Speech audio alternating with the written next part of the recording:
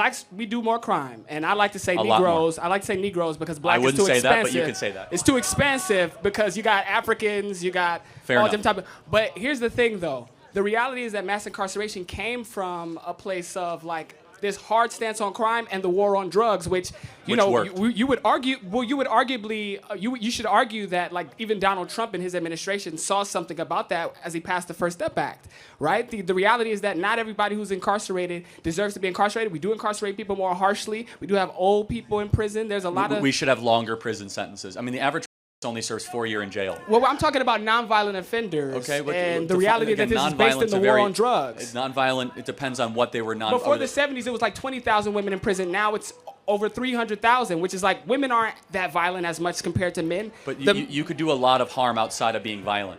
Well, the reality is that, but mass incarceration was not necessarily. But let me prove it to you. Do you know only half of murders in Chicago get solved? That means half of all the murderers are still walking in Chicago. Evidence we don't have enough people in prison. You might be right about some of the lesser crimes of nonviolent stuff, but we actually have a over-compassion problem for violent offenders in this country. The thing, and one of the things that I'm trying to encourage is that I'll let you know, I agree with you. I voted for Donald Trump. Thank you.